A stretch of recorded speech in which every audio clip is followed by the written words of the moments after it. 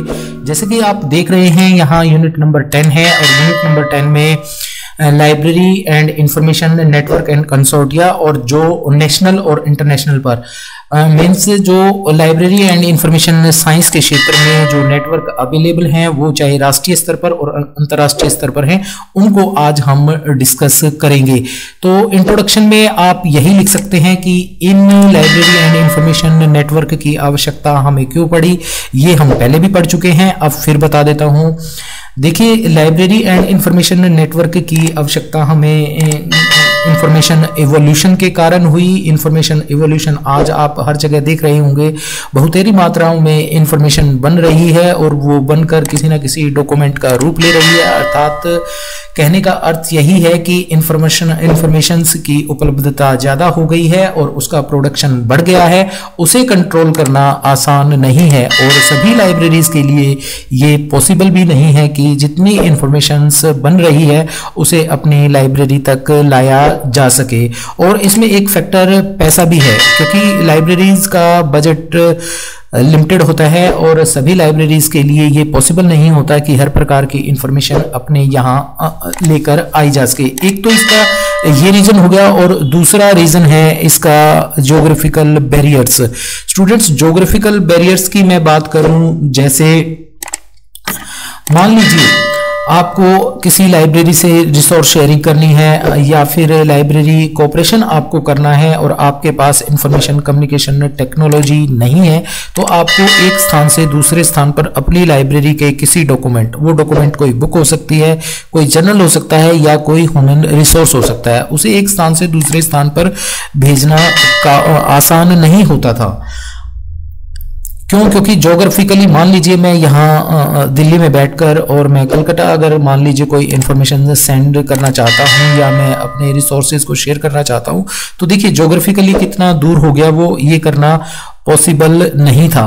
परंतु जैसे जैसे समय बदला, जैसे जैसे इंफॉर्मेशन कम्युनिकेशन टेक्नोलॉजी का उदय हुआ, ये चीज़ें काफ़ी आसान हो गई और राष्ट्रीय और अंतर्राष्ट्रीय स्तर पर एक नया दरवाजा खुला इंफॉर्मेशन कम्युनिकेशन टेक्नोलॉजी के कारण, जिससे हम अपने रिसोर्सेज को आसानी से शेयर कर पाए।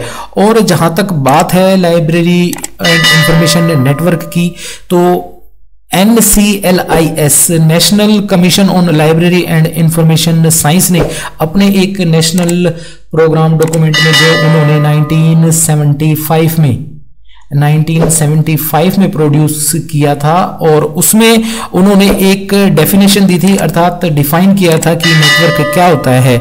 नेटवर्क इस डॉक्यूमेंट के अकॉर्डिंग जब दो या दो से ज्यादा लाइब्रेरीज आपस में मिलकर एक दूसरे से अपने रिसोर्सेज को शेयर करती हैं, तब नेटवर्क का उदय होता है। तो आप नेटवर्क को इस प्रकार से समझ सकते हैं कि जब दो या दो से ज़्यादा लाइब्रेरी आपस में मिलकर इंफॉर्मेशन टेक्नोलॉजी और टेलीकम्युनिकेशन टेक्नोलॉजी की सहायता से रिसोर्सेज को शेयर करते हैं, तो उसे हम लाइब्रेरी एंड इंफॉर्मेशन नेटवर्क कह सकते हैं या सिंपली नेटवर्क भी कह सकते हैं।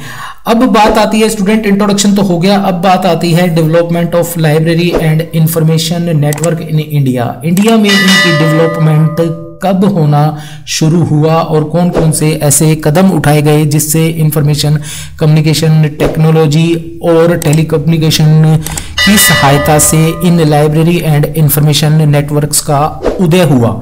तो ये बात है स्टूडेंट 1980 के मिड की। तो आप इस पीरियड को ऐसे समझ सकते हैं 1970 से 1980 के बीच में भारत में लाइब्रेरी एंड इंफॉर्मेशन नेटवर्क का डेवलपमेंट होना शुरू हुआ। जैसा कि आप सभी जानते हैं कि 1970 के आसपास एक टेलीकम्युनिकेशन बूम आया और इस बूम के कारण भारतीय सरकार ने भी इस विषय पर सोचना आरंभ किया कि हमारे भारत में भी टेलीकम्युनिकेशन डिपार्टमेंट होना चाहिए और एक ऐसा इंफ्रास्ट्रक्चर होना चाहिए जो विभिन्न प्रकार के इंस्टीट्यूशंस जैसे लाइब्रेरीज या फिर कोई साइंस इंस्टीट्यूशन आपस में जुड़ सकें और अपने रिसोर्सेज को शेयर कर सकें। और इसके लिए भारतीय सरकार ने एक डिपार्टमेंट बनाया जिस डिपार्टमेंट का नाम था टेलीकम्युनिकेशन डिपार्टमेंट, और उसने एक ऐसा इंफ्रास्ट्रक्चर क्रिएट किया जो आगे चलकर नेटवर्क आर्किटेक्चर के लिए रीढ़ की हड्डी साबित हुआ। और इसके बाद हमारे भारत में कुछ इंस्टीट्यूशंस उदय हुए, उनका निर्माण हुआ, जैसे NIC नेशनल इंफॉर्मेटिक सेंटर, ये स्टूडेंट्स बना 1975 में। और मैं बात करूं NISSAT जिसे हम निसात के नाम से जानते हैं, national information system for science and technology, ये बना 1977 में। और इसके बाद आगे चलकर आप एक टेबल देखेंगे, उसमें बहुत से नेटवर्कों का उदय हुआ। जैसे मैं बात करूं इनफ्लिबनेट स्टूडेंट्स, ये बना 1988 में और रजिस्टर्ड हुआ ये 1991 में, और इसे UGC ने बनाया। इसकी डिटेल्स हम आगे पढ़ेंगे। तो नीचे आप एक टेबल देखेंगे और विभिन्न प्रकार के आप नेटवर्क्स देखेंगे जिनका उदय जो है भारत में हुआ टेलीकम्युनिकेशन बूम आने के बाद।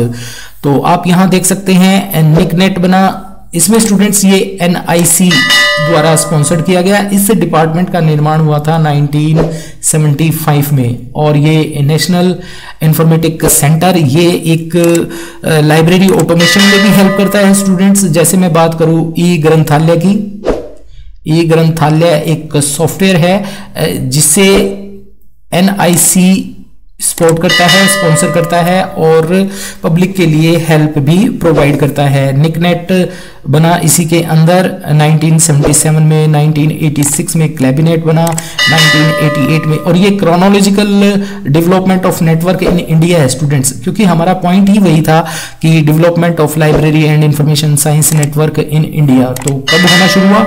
उसके बाद 1992 में डेलनेट बना स्टूडेंट, और इसे कौन सपोर्ट करता था? इसे सपोर्ट करता था निसात, और इनफ्लिबनेट को UGC और क्लैबिनेट को भी निसात सपोर्ट करता था। उसके बाद 1993 में एडीनेट अहमदाबाद, इसे भी निसात। 1993 में मेलिबनेट मद्रास लाइब्रेरी नेटवर्क, इसे इंसडोग।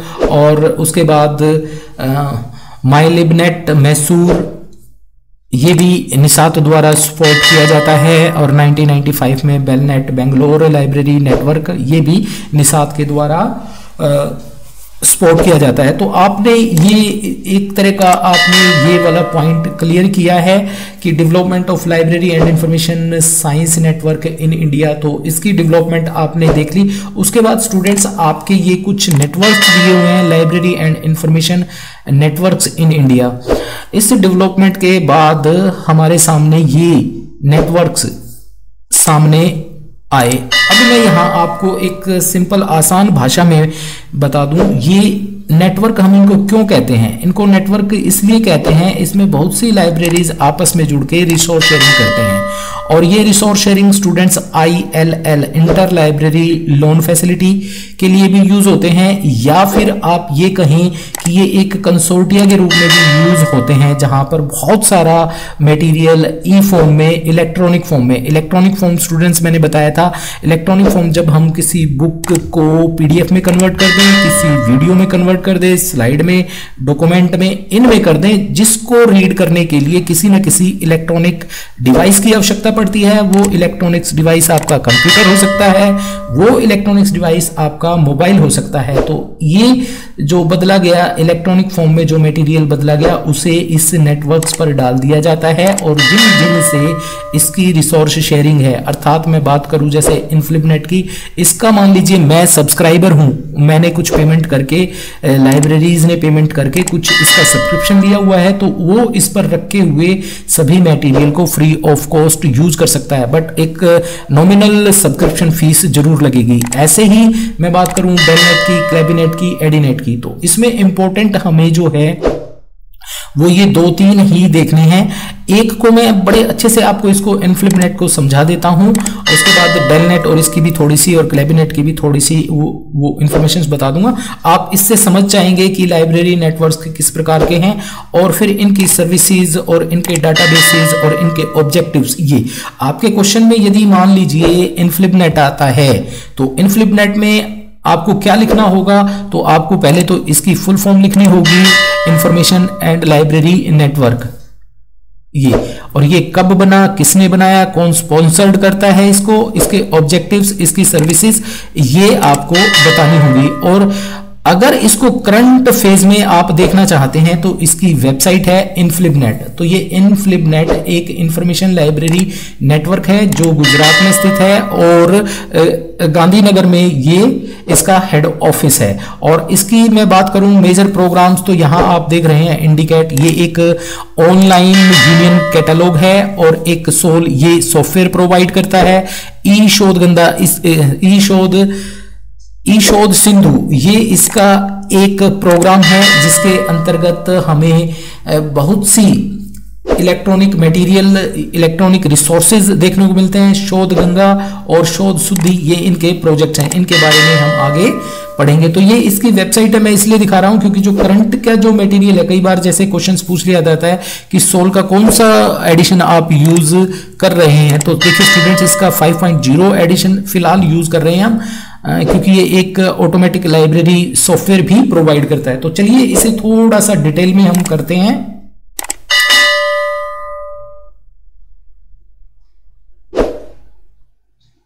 यहां ये देखिए, अब ये लाइब्रेरी एंड इंफॉर्मेशन नेटवर्क जो इंडिया में बने हुए हैं उनके बारे में पढ़ेंगे और उनमें से पहला यही है इनफ्लिपनेट। इनफ्लिपनेट स्टूडेंट्स क्या है? इनफ्लिपनेट has played an important role in automation modernization of university library system in India। तो एक पॉइंट तो आपका यही आ गया कि ये इंफॉर्मेशन नेटवर्क जो है ये किसके लिए है? ये यूनिवर्सिटी लाइब्रेरीज के लिए है। ये ज्यादातर यूनिवर्सिटी लाइब्रेरीज में उपयोग किया जाता है और किस चीज को बढ़ावा देता है? ये यूनिवर्सिटीज लाइब्रेरी में ऑटोमेशन को और उस लाइब्रेरी को मॉडर्न बनाने में, आधुनिकता प्रदान करने में उस लाइब्रेरी को इसको उपयोग किया जा सकता है। It provide the university and research institution the benefit of accessing E journals. और ये क्या करता है? ये ई जर्नल्स तक एक्सेस प्रोवाइड करने की भी सुविधा प्रदान करता है। और किस किस को? यूनिवर्सिटीज को और रिसर्च इंस्टीट्यूट्स को। It become the major player in enhancing scholar communication in India. और मोस्टली जो ये रिसर्च वर्क से जुड़े हुए जो स्कॉलर्स हैं उनकी हेल्प के लिए इसे बनाया गया है।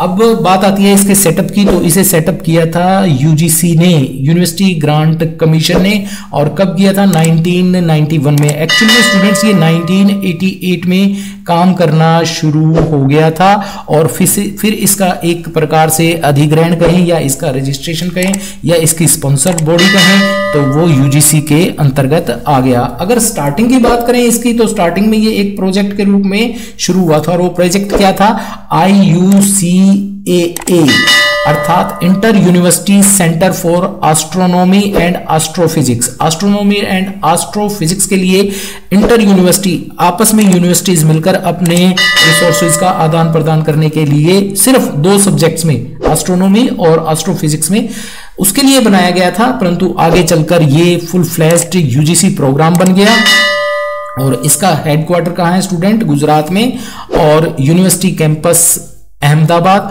और अगर इस नेटवर्क की बात करें, जो ये वेबसाइट नेटवर्क है, इसके कॉन्टेक्ट की बात करें हम, तो इस पर आपको कॉन्टेक्ट यहां देखिए, यहां अब स्टूडेंट्स मुझसे ये कहेंगे सर यहां तो अहमदाबाद लिखा हुआ है, तो देखिए स्टूडेंट ये इन्फोसिटी गुजरात इंडिया में लाइब्रेरी एंड इंफॉर्मेशन नेटवर्क है। तो गुजरात और गुजरात के अंदर अहमदाबाद, गांधीनगर, यहां पर ये स्थित है। अब बात करें इसके ऑब्जेक्टिव्स की कि भाई ये इंफॉर्मेशन एंड लाइब्रेरी नेटवर्क तो बन गया, इसका मुख्य उद्देश्य क्या है, किस लिए इसको उपयोग किया जा सकता है? तो इसको उपयोग करने के लिए आप जानते हैं नेटवर्क हम क्यों यूज करते हैं। नेटवर्क हम यूज करते हैं किसी भी दो या दो से ज्यादा लाइब्रेरीज को रिसोर्स शेयर करने के लिए। बेसिक पर्पस तो इसका यही है, परंतु ये क्या प्रोवाइड करता है, ये जैसे मान लीजिए जुड़ जाता है तो ये मॉडर्नाइजेशन ऑफ लाइब्रेरी को मॉडर्न रूप प्रोवाइड करने के लिए भी इसका उपयोग किया जा सकता है। ये ऐसी फैसिलिटीज प्रोवाइड करता है जिससे जुड़कर लाइब्रेरी मॉडर्न बन जाती हैं। क्यों? क्योंकि इसमें बहुत से ऐसे ई जर्नल्स और पीएचडी थीसिस और सॉल्व सॉफ्टवेयर और जो आधुनिकता जो समाज में करंट में वर्तमान में जो है उस प्रकार की सुविधाएं ये प्रोवाइड कर उस लाइब्रेरी को ऑटोमेटिक और मॉडर्न बनाने में सहायता करता है। दूसरा इसके बेसिक दो ही ये हम पढ़ेंगे, जैसे to promote and establishment communication facility to improve the capability in information transfer and access. तो ये क्या किस चीज को प्रमोट करता है? ये प्रमोट करता है कि आप अपने यहां कम्युनिकेशन फैसिलिटी को एस्टेब्लिश करें और उसकी क्वालिटी को इंप्रूव करें ताकि इंफॉर्मेशन ट्रांसफर और उसका एक्सेस सभी तक पहुंच पाए और आसानी तक बिना किसी डिफिकल्टी के। That provide the support to scholarships, ये स्कॉलरशिप्स भी प्रोवाइड करता है जो रिसर्च से जुड़े हुए व्यक्ति हैं उनको, लर्निंग में, रिसर्च में, एकेडमिक में और कोऑपरेशन में, इनमें ये हेल्प भी करता है। उसके बाद स्टूडेंट्स ये एक मुख्य कार्य करता है to establish a computer communication network linking libraries and information centres in universities. ये क्या करता है? ये कंप्यूटर कम्युनिकेशन नेटवर्क को किससे जोड़ता है? लाइब्रेरी से जोड़ता है। एक प्रकार की रिसोर्सिंग करने के लिए हमें लाइब्रेरीज को जोड़ना होगा और वो यूनिवर्सिटी लाइब्रेरीज हो सकती हैं, कॉलेज लाइब्रेरीज हो सकती हैं जो यूजीसी के अंतर्गत एक इंफॉर्मेशन सेंटर का काम करती हैं। और ये बेसिकली देखा जाए यूनिवर्सिटी लाइब्रेरीज के लिए है, उन्हें मॉडर्नाइज और ऑटोमेटिक करने के लिए, ई मटेरियल या ई रिसोर्सेज को शेयर करने के लिए, उसके लिए इसका यूज किया जाता है। लाइब्रेरी ऑटोमेशन में भी इसका उपयोग किया जाता है। तो ये मैंने दो तीन जो है ये बता दी, ये आप यहां से पढ़ेंगे तो आपको आसानी से समझ में आएगी। अब देखिए इसकी सर्विसेज, अब वो तो थे ऑब्जेक्टिव, ये है सर्विसेज की। इनफ्लिपनेट से जब आप जुड़ेंगे तो इनफ्लिपनेट आपको किन किन सर्विसेज को कौन कौन सी सर्विसेज आपको ये प्रोवाइड करेगा। तो एक करेगा document delivery service. Document delivery service actual में स्टूडेंट्स क्या होती है? जब हम एक लाइब्रेरी को दूसरी लाइब्रेरी से जोड़ते हैं, उनका कोऑपरेशन करते हैं या उनकी रिसोर्स शेयरिंग करते हैं, तो इस लाइब्रेरी द्वारा मांगी गई इंफॉर्मेशन को ये लाइब्रेरी प्रोवाइड करती है। वो इंफॉर्मेशन किसी बुक की फॉर्म में हो सकती है, वो रिसोर्स किसी ह्यूमन के रूप में हो सकता है, ह्यूमन रिसोर्स हो सकता है, या कोई इलेक्ट्रॉनिक मटेरियल हो सकता है। तो जब हम एक चीज इस दूसरी लाइब्रेरी को देंगे, मींस उस तक डिलीवर करेंगे वो सर्विस, तो that is called document delivery service. अब इस सर्विस में जैसे मान लीजिए ए लाइब्रेरी ने बी लाइब्रेरी को एक बुक दी, तो इस लाइब्रेरी का कर्तव्य बनता है कि ये लाइब्रेरी इस लाइब्रेरी तक XYZ जो भी बुक होगी वो पहुंचाए। तो वो पहुंचाना एक तरह से डिलीवर करना, तो इसे ही हम कहते हैं डॉक्यूमेंट डिलीवरी सर्विस। अब चूंकि हम मॉडर्नाइजेशन में आ गए हैं, तो अभी मॉडर्नाइजेशन किस प्रकार से एक्ट करता है? ILL को ये इलेक्ट्रॉनिकली भी एक डॉक्यूमेंट दूसरी लाइब्रेरी तक डिलीवर कर सकता है। अब यहां लिखा हुआ है information library network provide the inter library loan facility and document delivery service from the comprehensive collection subscribed journal under JCC and UGC इन्फोनेट। इसका एक नेटवर्क है स्टूडेंट्स जिसे हम JCC और UGC इन्फोनेट कहते हैं। वहां पर जो डॉक्यूमेंट्स पड़े हुए हैं उनके थ्रू भी इलेक्ट्रॉनिकली ये डॉक्यूमेंट डिलीवरी सर्विस प्रोवाइड करता है। अब जहां जब ये नोट्स लिखे गए तब it has designated 22 libraries to fulfil IL request from the users. उस टाइम इससे 22 लाइब्रेरीज जुड़ी हुई थी जो आपस में मिलकर एक दूसरे को डॉक्यूमेंट डिलीवरी सर्विस प्रोवाइड कर रही थी। किसके अंतर्गत? इनफ्लिपनेट नेटवर्क के अंतर्गत। अब ये कितनी लाइब्रेरीज को कवर करता है? ये UGC के अंडर आने वाली 149 यूनिवर्सिटीज को कवर करता है और 22 लाइब्रेरीज आपस में ILL, सिर्फ ये एक सर्विस ये जो है ये कितनी लाइब्रेरीज करती हैं? ये 22 और 149 affiliated to 149 universities covered under UGC. The ILL library together subscribe 2000 plus journal and are not available through consortia. अब मैं बात करूं जैसे ILL लाइब्रेरी जो जिनका कॉन्ट्रैक्ट हुआ है इंटर लाइब्रेरी लोन लाइब्रेरीज आपस में मिलकर 2000 प्लस जर्नल सब्सक्राइब करती हैं. That are not available through consortia. जो किस पर अवेलेबल नहीं है, किसी ना किसी कंसोर्टिया पर अवेलेबल नहीं है, परंतु ये आपस में जुड़ी हुई है. तो university can request for article from the journal holding of those library where they find useful article at JCC search. आप यही मानकर चलें कि 2000 लाइब्रेरीज जो हैं, 2000 जर्नल्स जो हैं वो सब्सक्राइब किए जाते हैं इन लाइब्रेरीज के द्वारा, जो कहीं पर भी अवेलेबल नहीं होते हैं. और ये सभी लाइब्रेरीज इस इनफ्लिबनेट से जुड़ी हुई है, इससे जुड़ी हुई है. मान लीजिए ये जुड़ी हुई है आपस में, और ये है इनफ्लिबनेट. अब इस लाइब्रेरी ने किसी डॉक्यूमेंट की रिक्वेस्ट की और वो डॉक्यूमेंट इस लाइब्रेरी पर अवेलेबल है, तो इनफ्लिबनेट क्या करेगा, इसे लेगा और इसको प्रोवाइड कर देगा नेटवर्क के थ्रू. तो जो ये लाइब्रेरीज हैं सारी ये जुड़ गई इनफ्लिबनेट से, और ये इनफ्लिबनेट एक प्रकार से थर्ड पार्टी का कार्य करता है जो इससे सामान लेकर इसको दे देता है. तो ये नेटवर्क में क्या है, ये लाइब्रेरीज का एक MOU होता है. ये लाइब्रेरी सब जुड़ जाती हैं, तो उनके जितने भी जर्नल्स हैं वो इस पर आ जाते हैं. और कुछ जर्नल्स इनफ्लिबनेट के पास भी होते हैं, इनके पास भी होते हैं. तो ये वो तो देता ही देता है, और कोई मटेरियल मान लीजिए इनमें से किसी लाइब्रेरी के पास है तो वो भी लेकर दूसरी लाइब्रेरी को प्रोवाइड कर सकता है. तो that is called document delivery service. Document delivery service manual form में कहीं तो एक किताब दूसरी की लाइब्रेरी ने मांगी और उस तक पहुंचाई तो वो डॉक्यूमेंट डिलीवरी हो गई. और अगर हम इलेक्ट्रॉनिकली कहें ई डॉक्यूमेंट डिलीवरी सर्विस तो वो इस प्रकार से नेटवर्क से जुड़कर प्रोवाइड की जा सकती है. एक सर्विस ये OJAS भी प्रोवाइड करता है. इसका एक लिंक है ओपन जर्नल एक्सेस सिस्टम, एक लिंक है, वहां पर बहुत सारे जर्नल PDF फॉर्म में पड़े हुए हैं. तो जो लाइब्रेरीज आपस में जुड़ती हैं या कोई भी व्यक्ति फ्री ऑफ कॉस्ट इस OJAS से डॉक्यूमेंट्स या ई जर्नल्स जो हैं वो फ्रीली डाउनलोड कर सकते हैं. तो ये भी प्रोवाइड करते हैं. उसके बाद ये लाइब्रेरी ऑटोमेशन में भी हेल्प करता है. इसका एक सॉफ्टवेयर है स्टूडेंट जिसको हम सोल के नाम से जानते हैं, जिसका पूरा नाम है सॉफ्टवेयर फॉर यूनिवर्सिटी लाइब्रेरीज, और इसका स्टूडेंट 5.0 वर्जन आज करंट में है. और ये एक्चुअल में क्या है, जब आप मान लीजिए अपनी लाइब्रेरी को ऑटोमेटिक बनाना चाहते हैं तो आप इस इनफ्लिबनेट से रिक्वेस्ट करेंगे सर मुझे सोल चाहिए, बट ये फ्री में नहीं देगा, ये उसके लिए कुछ अमाउंट आपसे लेगा और आपकी लाइब्रेरी में इसे इंस्टॉल करेगा और इसकी ट्रेनिंग आपको देगा. वो सारा पेड है और ट्रेनिंग देगा और आपको आपकी लाइब्रेरी में ऑटोमेशन करके देगा. तो ये क्या करेगा, ये इस सोल सॉफ्टवेयर के थ्रू आपकी लाइब्रेरी को ऑटोमेटिक भी बना सकता है. देखिए स्टूडेंट, लाइब्रेरी ऑटोमेशन क्या होता है, जब भी हम किसी लाइब्रेरी में, ध्यान से सुनना, डिजिटल लाइब्रेरी और ऑटोमेटिक लाइब्रेरी में क्या फर्क होता है. डिजिटल लाइब्रेरी तो ये होती है जिसमें सभी डॉक्यूमेंट डिजिटल फॉर्म में कन्वर्ट कर दिए जाते हैं और उनकी एक्सेस स्टूडेंट्स तक प्रोवाइड कर दी जाती है. परंतु ऑटोमेटिक लाइब्रेरी में या लाइब्रेरी ऑटोमेशन में क्या होता है कि लाइब्रेरी की जो वर्किंग है, सिर्फ कुछ वर्किंग, जैसे मैं कहूं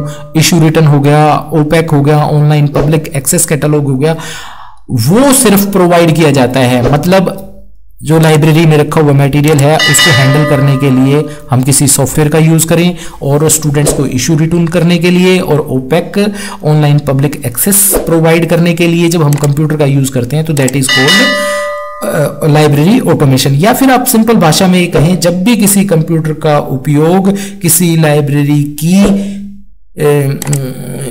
किसी भी कंप्यूटर का उपयोग लाइब्रेरी की वर्किंग में किया जाता है, मतलब लाइब्रेरी की बहुत सी सर्विसेज, लाइब्रेरी की सर्विसेज प्रोवाइड करने के लिए जब हम कंप्यूटर का उपयोग करते हैं तो वो लाइब्रेरी ऑटोमेशन कहलाता है. और डिजिटल लाइब्रेरी में क्या होता है, उसमें सारा ही मटेरियल डिजिटल फॉर्म में कन्वर्ट कर दिया जाता है और उसका एक डाटाबेस बनाकर उसकी एक्सेस प्रोवाइड कर दी जाती है. उसके बाद स्टूडेंट्स ये सर्विसेज प्रोवाइड करता है human development, human resource development. ये समय समय पर जैसे जो मेंबर लाइब्रेरीज हैं उनको ह्यूमन रिसोर्स भी प्रोवाइड करता है, अर्थात कुछ शॉर्ट टर्म कोर्स ऑर्गेनाइज करता है, प्रोफेशनल वर्कशॉप और कॉन्फ्रेंसेस ऑर्गेनाइजेशन प्रोवाइड करता है मेंबर लाइब्रेरीज को, और उनसे जुड़कर आप अपने क्षेत्र में आगे बढ़ सकते हैं। जैसे लाइब्रेरी एंड इंफॉर्मेशन साइंस में क्या नई डेवलपमेंट हुई, कौन सा नया सॉफ्टवेयर आया या कौन सी टेक्निक आई, उस पर कोई भी कॉन्फ्रेंस या वर्कशॉप ऑर्गेनाइज कर ह्यूमन रिसोर्स डेवलपमेंट किया जा सकता है। तो ये भी ये प्रोवाइड करता है। अब इसके कुछ डाटाबेस भी हैं इसके पास जिनकी फैसिलिटी ये प्रोवाइड करता है स्टूडेंट। अब मैं बात करूं इसके डाटाबेस की, तो इसका एक बिब्लियोग्राफिक डाटाबेस है इसके पास। InflipNet has developed the following bibliographical database pertaining to the collection particular library to enable sharing resources। वही है, ये क्या करेगा, एक बिब्लियोग्राफिक डाटाबेस बनाएगा। जैसे लाइब्रेरीज इससे जुड़ी हुई हैं तो ये एक डाटाबेस बना लेगा, इनका जो मटेरियल होगा उसका एक डाटाबेस बनाएगा और उस डाटाबेस को सभी लाइब्रेरीज से आपस में शेयर कर देगा। अब वो डाटा क्या हो सकता है, सीरियल पब्लिकेशन हो सकता है, जर्नल्स, ई जर्नल्स हो सकते हैं, करंट सीरियल्स हो सकते हैं, सेकेंडरी सीरियल कैटलॉग हो सकते हैं, थीसिस हो सकती हैं, बुक्स हो सकती हैं। अब ये जितना भी मटेरियल है इसका एक बिब्लियोग्राफिक डाटाबेस बनाएगा और उसे इन सभी लाइब्रेरीज से शेयर कर देगा। तो ये भी फैसिलिटी जो है InflipNet प्रोवाइड करता है, परंतु ये मेंबर लाइब्रेरी होनी चाहिए। उसके बाद स्टूडेंट इन डाटाबेस को प्रोवाइड करने के लिए इसकी 2-3 अच्छी सुविधाएं हैं। एक जिसको हम जानते हैं शोध गंगा और शोध गंगोत्री। एक यहां ध्यान रखें PhD और यहां ध्यान रखें MPhil और PhD साइनोप्सिस। तो ये क्या करता है, ये शोध गंगा एक इसका ऐसा प्लेटफॉर्म है जहां पर इंडिया में PhD करने वाले व्यक्ति अपनी थीसिस को शोध गंगा पर शेयर करेंगे और इसके लिए लिंक भी प्रोवाइड कर रखा है InflipNet ने। शोध गंगा पर जितनी भी हमारी PhD इंडिया में होती हैं उनकी एक कॉपी यहाँ पर अपलोड की जाती है। तो इसको थोड़ा पढ़ लेते हैं। InflipNet has assigned the responsibility of hosting, maintaining, making available PhD research work submitted in Indian university to all in open access by UGC। अब UGC के अंदर आने वाली जितनी भी यूनिवर्सिटीज हैं उसमें PhD करने वाले व्यक्ति अपनी PhD थीसिस यहाँ सबमिट करते हैं और ये उसकी एक्सेस प्रोवाइड कर देता है कि आप उस PhD थीसिस को देख सकें, उसे डाउनलोड कर सकें। और इससे बेनिफिट क्या होता है, इससे बेनिफिट ये होता है कि जो रिसर्च पहले हो चुकी है वो रिसर्च दोबारा कोई व्यक्ति ना कर ले, मतलब उसको आगे बढ़ा सकता है, सेम मटेरियल वो यूज ना करे। तो ऐसी जो थीसिस हैं जो PhD हो चुकी हैं उनकी थीसिस आपको शोध गंगा पर मिल जाएगी। InflipNet responded by the developing शोध Ganga digital repository thesis dissertation submitted in Indian university. ये मैंने बता ही दिया कि InflipNet ने एक शोध गंगा प्लेटफॉर्म डेवलप किया है, आप इसकी साइट पर जाकर देख सकते हैं।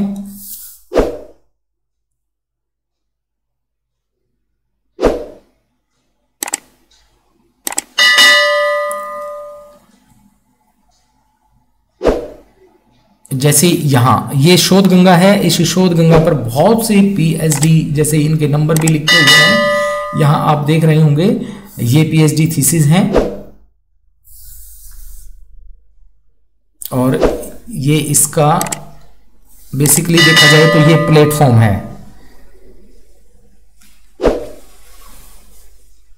और यहां से आप जो है डाउनलोड भी कर सकते हैं PhD थीसिस।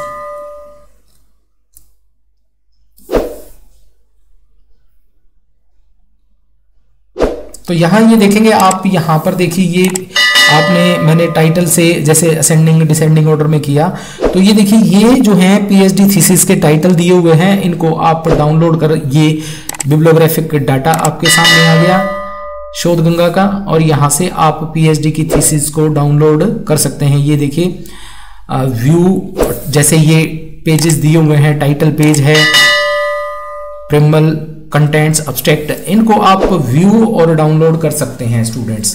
जैसे किसी ने कोई पीएचडी थीसिस सबमिट की तो आप उसे यहां देख सकते हैं, ये पीएचडी थीसिस की प्रस्तावना और ये यहाँ सबमिट है। तो इस प्रकार की भी फैसिलिटी जो है ये प्रोवाइड करता है, किसके थ्रू, शोध गंगा के थ्रू। ये स्टूडेंट्स जब आप किसी एग्जाम को देंगे, जो जॉब के लिए कोई एग्जाम होगा, कोई एंट्रेंस या कोई क्वालिफिकेशन टेस्ट होगा, उसमें इस तरह के क्वेश्चंस बहुत आते हैं।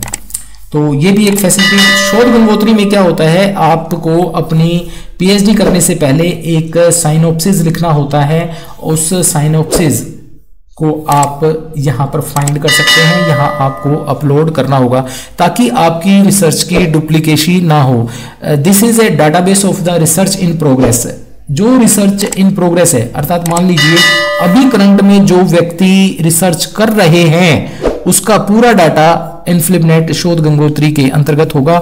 रिसर्च इन पब्लिकेशन, जैसे मान लीजिए मैं पीएचडी करना चाहता हूं तो मुझे अपना साइनोप्सिस लिखना होगा और मुझे बताना होगा कि मैं इस टॉपिक पर कार्य कर रहा हूं। तो ये क्या हुआ, ये एक तरह का रिसर्च इन प्रोग्रेस, जो प्रोग्रेस में रिसर्च है in universities in the different disciplines.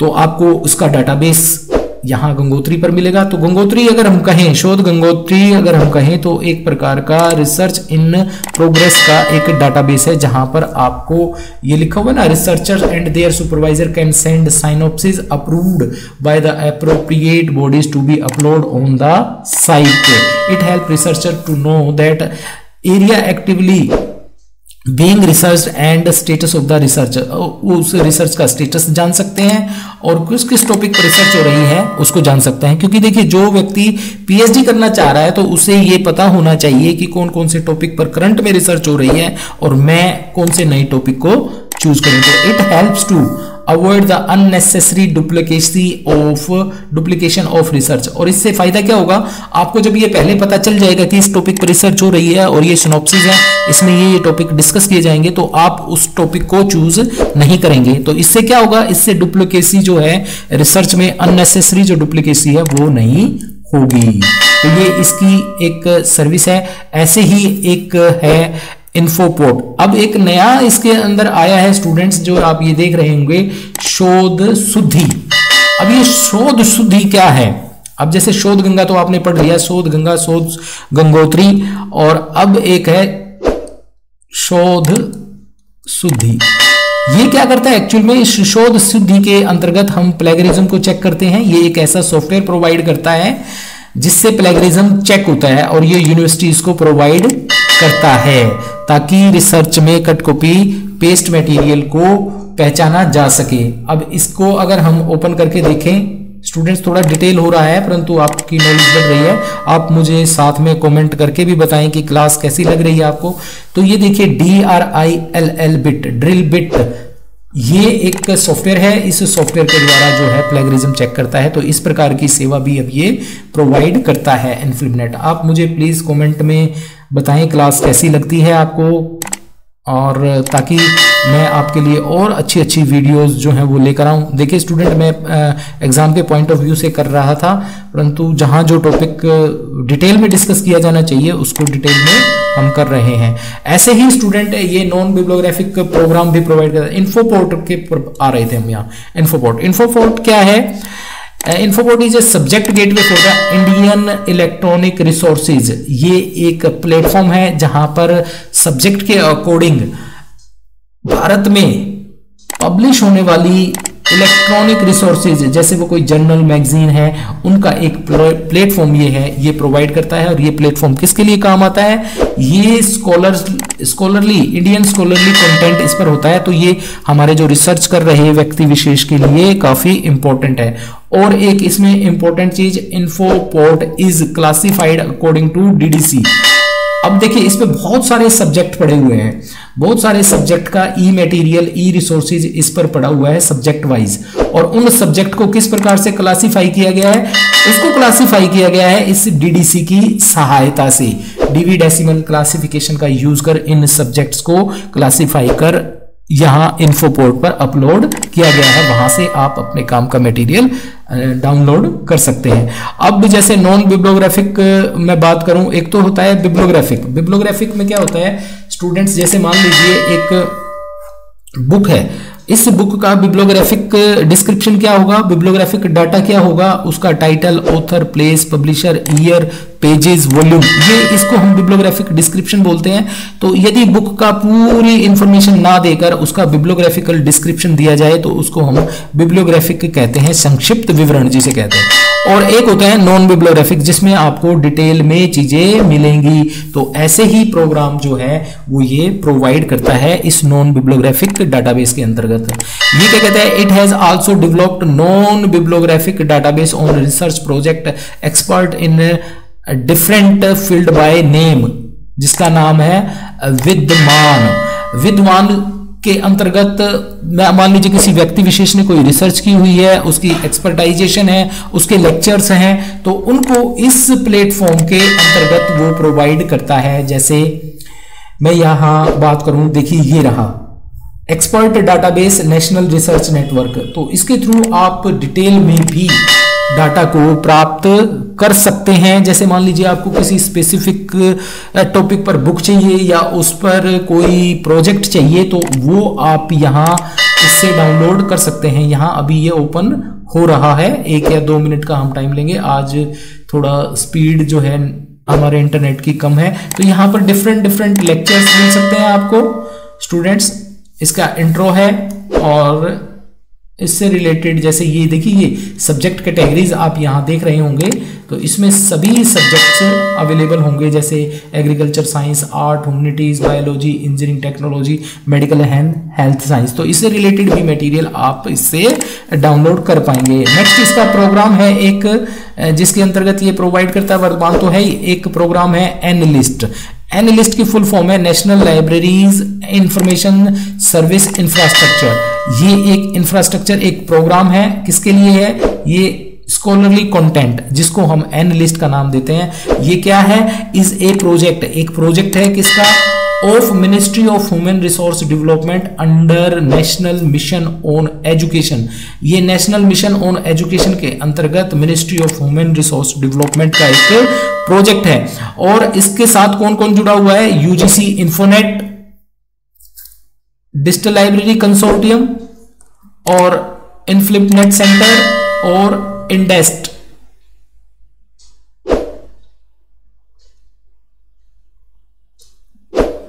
AICT, ये आपस में जुड़कर एक ज्वाइंट एक नेटवर्क प्रोवाइड करते हैं, जिसका नाम है एनालिस्ट, जिसे हम प्रोजेक्ट के रूप में भी जानते हैं। यहाँ पर भी बहुत सारे ई रिसोर्सेज पड़े हुए हैं स्टूडेंट्स के लिए। स्टूडेंट्स इस पर जाकर ई रिसोर्सेज डाउनलोड कर सकते हैं और जो हेल्प करते हैं आपकी स्टडी में, आपकी रिसर्च में, वो चाहे कॉलेज लेवल पर हो, वो चाहे यूनिवर्सिटी लेवल पर हो। अब इसको थोड़ा सा डिटेल में बता दिया, इसके कंपोनेंट बता दिए, करंट स्टेटस क्या है कि भी टोटल इतने मेंबर इसमें रजिस्टर्ड हैं and have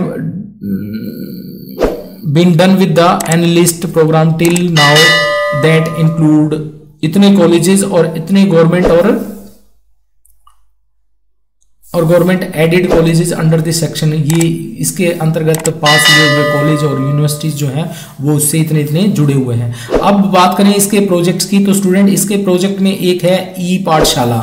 ई पाठशाला एक प्रोजेक्ट है MHRD के अंतर्गत, जो मास्टर लेवल पर ई पाठशाला एक प्रोजेक्ट है जो MHRD का है, under the national mission on education ICT for develop the E content. ये क्या करता है, ई कंटेंट डेवलप करता है किसके लेवल पर, मास्टर लेवल पर, पोस्ट ग्रेजुएट लेवल पर। At present it caters 77 subject. इसके कितने सब्जेक्ट, 77 सब्जेक्ट के अंतर्गत जो पोस्ट ग्रेजुएट लेवल पर एक नेटवर्क स्थापित करता है, और उस पर मास्टर लेवल पर काफी ई कंटेंट्स पड़ा हुआ है, जिसमें हमारा subject library and information science भी है। स्टूडेंट्स ध्यान रखें। और एक प्रोजेक्ट इसका है यूजीसी ई जनरल कंसोर्टियम। एक यूजीसी का ई जनरल कंसोर्टियम मिला हुआ है जो ऑनलाइन एक्सेस प्रोवाइड करता है इलेक्ट्रॉनिक जनरल डाटाबेस को, और बहुत से डिसिप्लिन में, और किसको, यूनिवर्सिटीज इन इंडिया। तो आप इसको थोड़ा सा पढ़ें। तो ये प्रोजेक्ट हो गया इसका। अब ये क्या करता है, ये वर्कशॉप भी, एक तो प्लानर और एक कैलिबर, ये दो इसकी वर्कशॉप और कॉन्फ्रेंस है जो ये ईयरली कंडक्ट करता है। कई बार ये थोड़ा डिले भी हो जाती है, परंतु ये साल में करता है। तो इस कैलिबर की फुल फॉर्म क्या है, convention on automation of libraries in education and research institute. इसके ऊपर एक कन्वोकेशंस करता है, ये एक प्रकार की वर्कशॉप कह लीजिए या आप इसको कॉन्फ्रेंस कह लीजिए, ये ईयरली करता है। अब इनफ्लिपनेट आल्सो सपोर्ट द वर्कशॉप, और वर्कशॉप्स को भी सपोर्ट करता है, या ये वर्कशॉप करवाता भी है, या और कोई कॉलेज या कोई यूनिवर्सिटी करना चाहे तो वो इसे फाइनेंशियली भी और अपने रिसोर्सेज से भी इसे हेल्प करता है, उसे सपोर्ट करता है। अब जैसे बात करें तो इस पे डी स्पेस सॉफ्टवेयर के अंतर्गत इसमें जितना भी ये डाटा जो है अवेलेबल होता है या कॉन्फ्रेंस या वर्कशॉप होती है, उसको जो है डी स्पेस के द्वारा, एक डिजिटल लाइब्रेरी सॉफ्टवेयर है, इसके द्वारा एक कलेक्शन डेवलपिंग रिपोजिटरी बना रखी है। इसके द्वारा ये जो वर्कशॉप और ये जितना भी ये होता है ना, तो उनका मटेरियल ये इस पर डी स्पेस के द्वारा बनाई गई एक डिजिटल लाइब्रेरी जो है उसके द्वारा इसे प्रोवाइड कर देता है। और ये कहाँ है, ये document research and training centre Bangalore, तो वहां से ये करता है।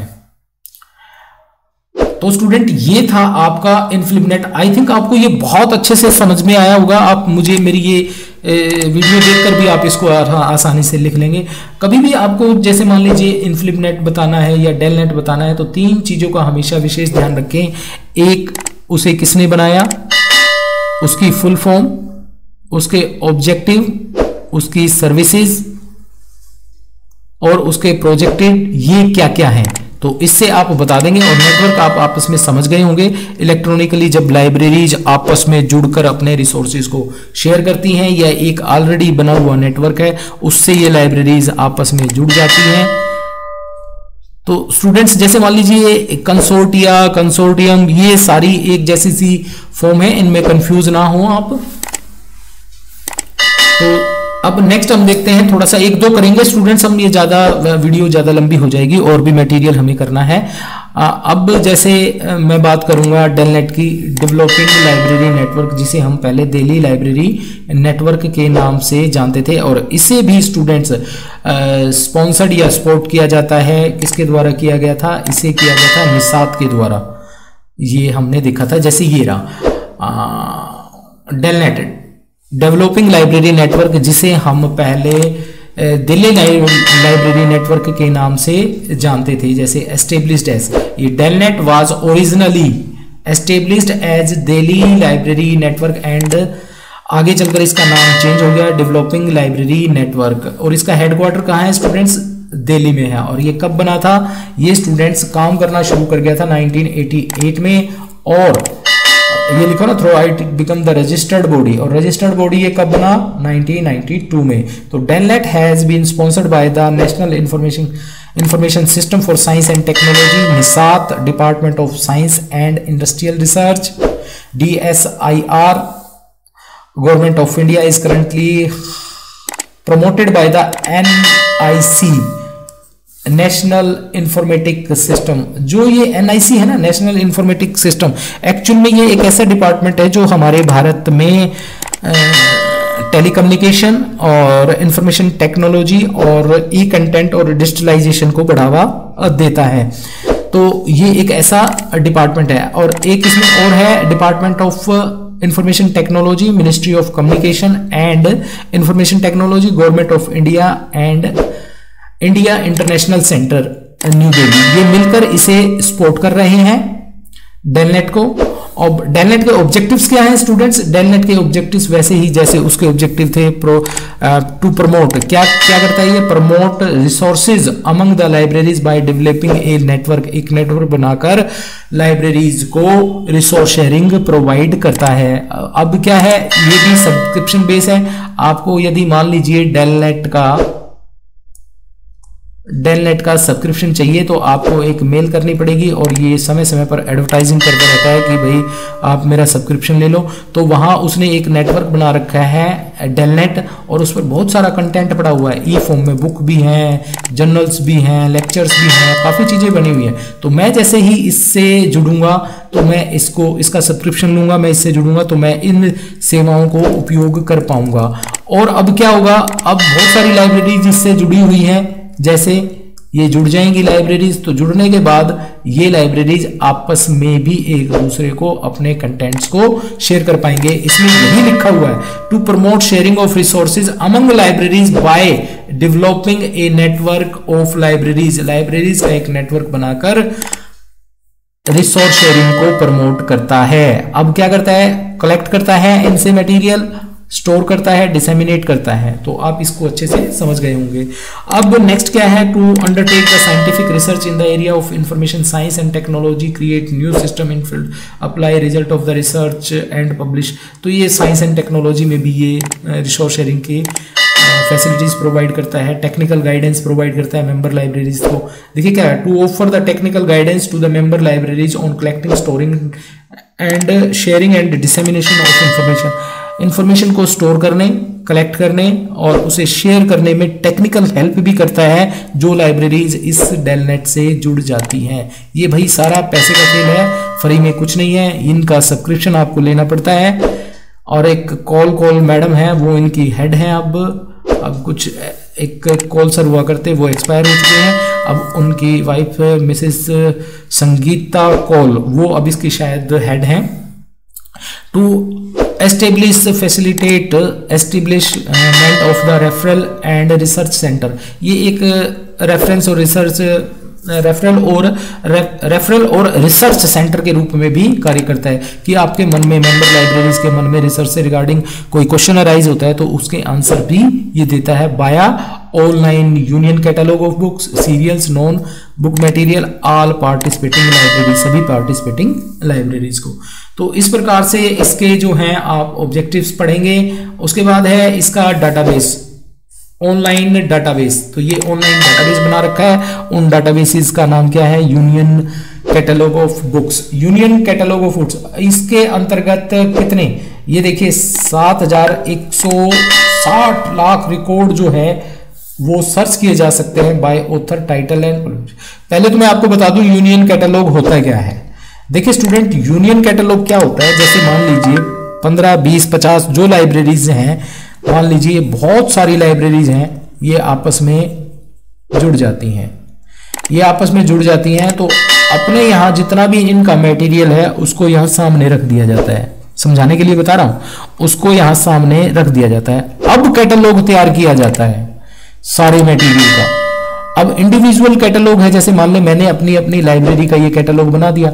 अब मैं अपने मटेरियल को यहाँ रख दूंगा तो एक यूनियन कैटलॉग बना दिया जाएगा, अर्थात एक बुक यहाँ पर है, एक बुक यहाँ है, एक बुक यहाँ है, तो वो कैटलॉग इन सभी लाइब्रेरीज के लिए अवेलेबल होगा। तो इससे क्या होगा, इससे ये पता चल जाएगा कि हमारे पास XYZ जो लाइब्रेरी जुड़ी हुई है उनमें भी कौन कौन सा मटेरियल है। तो एक कंबाइंड, एक तो मैं बताऊं अपनी लाइब्रेरी का कैटलॉग बनाऊं और एक अपनी लाइब्रेरी को इसमें शामिल कर दूं और फिर कैटलॉग बने, तो that is called union catalogue of books. इसीलिए 7,160 लाख रिकॉर्ड अवेलेबल है, क्योंकि इससे बहुत सारी लाइब्रेरीज जुड़ी हुई हैं और जो आपस में एक दूसरे का कैटलॉग शेयर करती हैं। तो ये ना सोचें अब इस लाइब्रेरी में ये मटेरियल है सिर्फ, अब ये सोचें कि ये जितनी लाइब्रेरी जुड़ी हुई हैं उस लाइब्रेरी के उस मटेरियल तक इस यूनियन कैटलॉग के थ्रू एक्सेस प्राप्त की जा सकती है। इससे ये जान पाएंगे आप कि XYZ लाइब्रेरी में भी जो मटेरियल है उसका भी आपको इस लाइब्रेरी में पता होगा।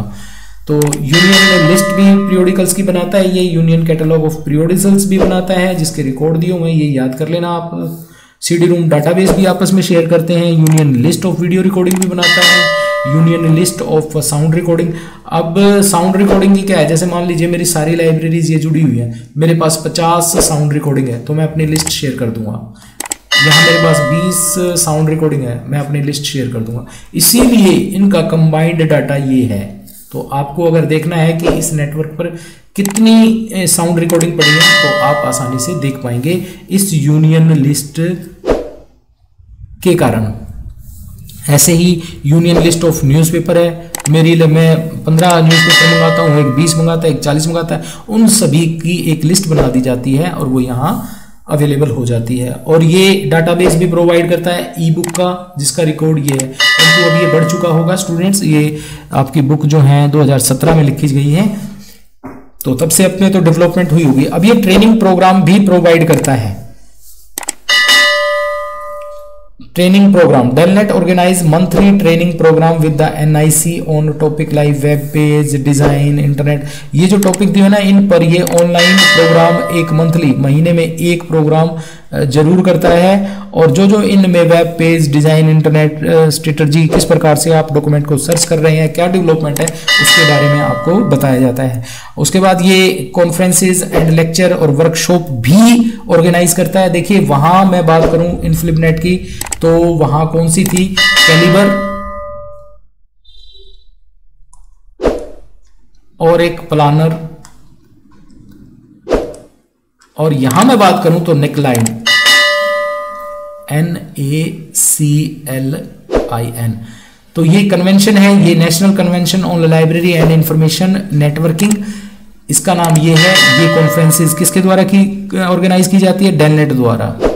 और ये देश के अलग अलग हिस्सों में, कभी बेंगलोर हो गई, कभी इधर दिल्ली हो गई, कभी कहीं, ये अलग अलग हिस्सों में होती है और साल में एक बार तो ये कराते ही हैं।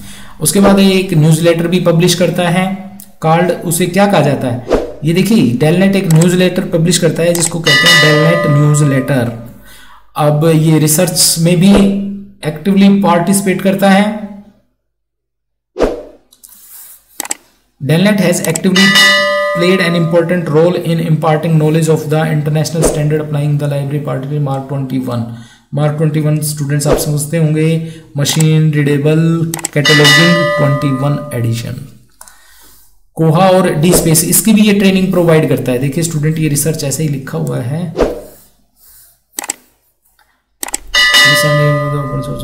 हाँ ये रिसर्च में भी हेल्प करता है। और ये जो कोहा आपका ये लाइब्रेरी ऑटोमेशन सॉफ्टवेयर है और डी स्पेस आपका डिजिटल लाइब्रेरी मेकिंग सॉफ्टवेयर है। इन दोनों की भी ट्रेनिंग और इन पर भी कभी कभी ये जो है कन्वेंशन और कन्वोकेशन और क्या कहते हैं ये वर्कशॉप और कॉन्फ्रेंसेस ऑर्गेनाइज करता है ये।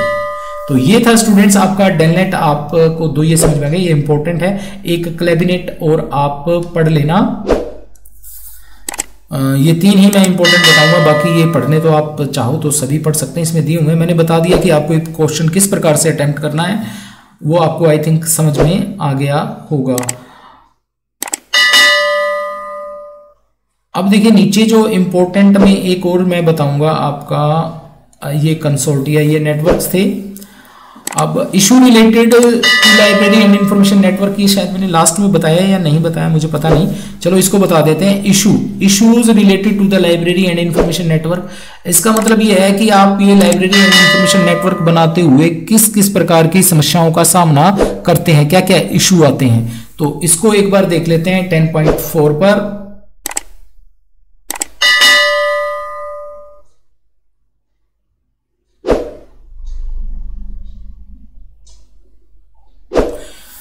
Issues related to information network, देखिए एक तो होता है इसमें, अब मैं बात करूं objective of the library and information network is the for resource area among the, ये तो इंट्रोडक्शन का ही पार्ट है, प्रोवाइटी एंड सो। अब देखो इसमें जो समस्या आती है वो समस्या आपकी आ सकती है, जैसे एक लाइब्रेरी दूसरी लाइब्रेरी से जुड़ना चाह रही है परंतु उसे जो है लैंग्वेज बैरियर है। India is a big country with many different languages and culture, ये थोड़ी सी समस्या का इशू हो सकता है। लैंग्वेज, जैसे मान लीजिए आप इधर हमारे साउथ में चले जाओ, वहां मोस्टली जो है मटेरियल जो अवेलेबल है उनकी लोकल लैंग्वेज में अवेलेबल है, और आपके ये जो कंसोर्टिया ये बेसिकली प्रोवाइड करते हैं इंग्लिश में, ये एक हो सकता है। दूसरा है growth of literature is there in all languages such as the multiple language environment rendering service on language scripts big challenge।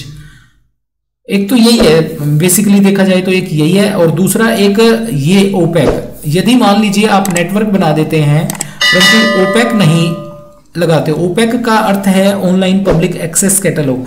देखिए जब आपने डिजिटल नेटवर्क बना दिया, इलेक्ट्रॉनिक नेटवर्क बना दिया, तो एक आपको कैटलॉग भी प्रोवाइड करना पड़ेगा ओपेक के नाम से, ओपेक के रूप में, ताकि जो मेंबर लाइब्रेरीज हैं, जो ये जुड़ी हुई लाइब्रेरी हैं, ये किस प्रकार से जान पाएंगी कि इस नेटवर्क में या XYZ लाइब्रेरीज में कौन सा मटेरियल पड़ा हुआ है। तो ओपेक यही काम करता है, एक प्रकार का ये ऑनलाइन सर्च है जिसे हम ऑनलाइन पब्लिक एक्सेस कैटलॉग करते हैं। इस ओपेक पर जाकर टाइटल डालते हैं हम बुक का, तो वो बुक पता चल जाएगी हमें कौन सी लाइब्रेरी में है और कहाँ है, और वो इशू है तो इशू का रिकॉर्ड हमारे पास आ जाएगा, अगर वो लाइब्रेरी में है तो लाइब्रेरी में आ जाएगा।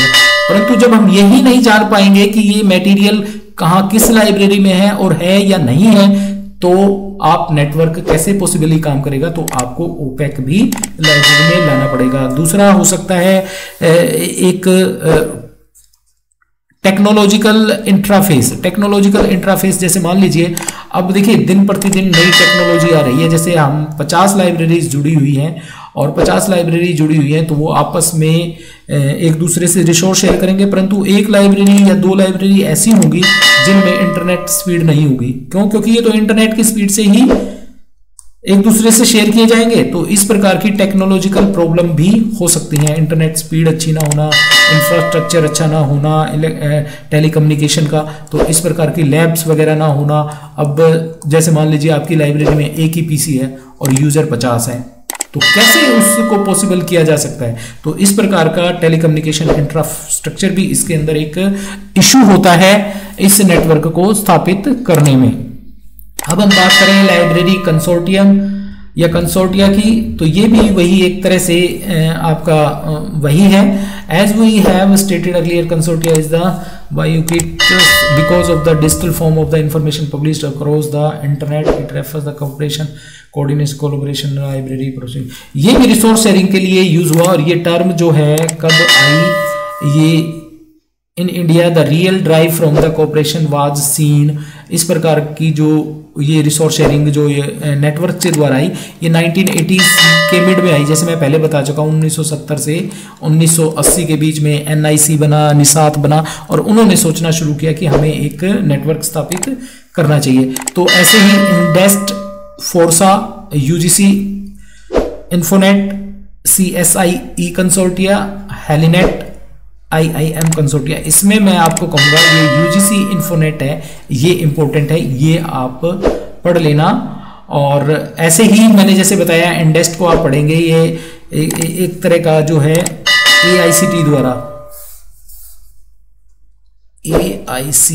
द्वारा ये सभी कॉलेज के लिए लागू कर दिया गया था। तो all India council of technical education जो इंजीनियरिंग कॉलेजेस वगैरह को जो फैसिलिटेट करती है, उसके अंदर इंडेस्ट का निर्माण किया गया था। ये भी एक प्रकार का एक नेटवर्क कहें आप, एक कंसोर्टिया कहें, जहां पर ऑलरेडी मटेरियल पड़ा हुआ है, लाइब्रेरी जोड़कर इससे अपना मटेरियल जो है वो डाउनलोड कर सकते हैं वो, परंतु इसकी मेंबरशिप आपको लेनी पड़ेगी। और इसका फुल फॉर्म क्या है इसकी?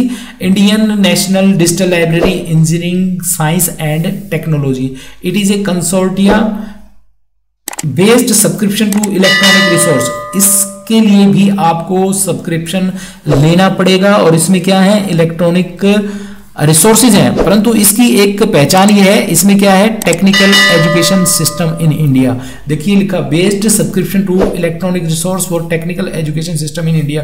तो इसमें मोस्टली टेक्नोलॉजिकल और साइंस से रिलेटेड मटेरियल ही मिलेगा। और इसे किसने सेटअप किया? इसे ministry of women resource development ने इसे जो है सेटअप किया ऑन द रिकमेंडेशन। किसकी रिकमेंडेशन? एक एक्सपर्ट कमेटी अपॉइंट की गई थी कि हमारे देश में इस प्रकार का कोई टेक्निकल एजुकेशन से रिलेटेड ई रिसोर्सेज प्रोवाइड करने वाला नेटवर्क होना चाहिए। तो उसके चेयरमैन कौन थे? उसके चेयरमैन थे प्रोफेसर N बालाकृष्णन, और इसका हेडक्वार्टर स्टूडेंट्स कहाँ है? Indian institute of technology Delhi. ये इंडेस्ट जो है कहाँ से रन किया जाता है? ये रन किया जाता है IIT दिल्ली से। अब इसके भी स्टूडेंट्स कुछ ऑब्जेक्टिव्स हैं, जैसे ऊपर आपने ऑब्जेक्टिव्स पढ़े वैसे ही आप यहाँ देख लेंगे। फोर्सा भी है ऐसा ही, forum for the resource sharing in astronomy and physics. ये थोड़ा सा इंपॉर्टेंट है, UGC Infonet university grant commission is a national body. जैसे आप जानते हैं कि यूजीसी एक नेशनल बॉडी है जो यूनिवर्सिटीज़ और यूनिवर्सिटीज़ के अंदर आने वाले कॉलेजेस को एफिलिएशंस प्रोवाइड करती है। तो ये भी इन्होंने भी अपना एक प्रोग्राम जो है वो सेटअप किया है जिसे हम यूजीसी इन्फोनेट के नाम से जानते हैं। यहाँ पर भी क्या है स्टूडेंट्स, यहाँ पर एक ई जर्नल्स कंसोर्टिया है। अब देखिए नेटवर्क और कंसोर्टिया में यही फर्क होता है स्टूडेंट, कंसोर्टियो में ऑलरेडी चीजें पड़ी हुई होती हैं और नेटवर्क क्या है वो इन पड़ी हुई चीजों तक लाइब्रेरीज को जोड़ता है। तो इसमें आपको सब्सक्रिप्शन लेकर जुड़ना होगा। तो वो भी क्या प्रोवाइड करता है, online access to the electronic journal and database in all discipline the universities in India. सभी यूनिवर्सिटीज को, इंडिया में जो यूनिवर्सिटीज हैं उन सभी यूनिवर्सिटीज को ऑनलाइन जर्नल्स, इलेक्ट्रॉनिक डाटाबेस है उसके लिए उसको प्रोवाइड करता है ये सभी इंडियन लाइब्रेरीज को। अब ये देखिए the part responsible for providing connectivity for the e resources has been close with effect 2012। तो ऐसी रिस्पॉन्सिबिलिटी जो है इसकी वो बंद कर दी गई है, एक तरह से ये बंद हो गया है। अब इससे क्या कर सकते हैं आप, subscription to electronic journals, electronic journal के सब्सक्रिप्शन तक पहुंच सकते हैं। और नेक्स्ट है स्टूडेंट्स आपका ये NKRC, ये CSIR का एक प्रोग्राम है। इसमें भी आपके ई जर्नल्स हैं जिसको जो है नाम दिया गया है NKRC। ये प्रोग्राम है कंसोर्टिया, उसका नाम है। तो स्टूडेंट ये पढ़ ले, मुझे ये इतने इंपॉर्टेंट लगे नहीं, यूजीसी इन्फोनेट और डेलनेट वगैरह ये कर लेंगे आप। तो स्टूडेंट आई थिंक ये यूनिट आपको समझ में आई होगी। अब हम नेक्स्ट वीडियो में देखेंगे हमारी नेक्स्ट यूनिट। मेरे चैनल को लाइक करें, सब्सक्राइब करें। Thank you very much.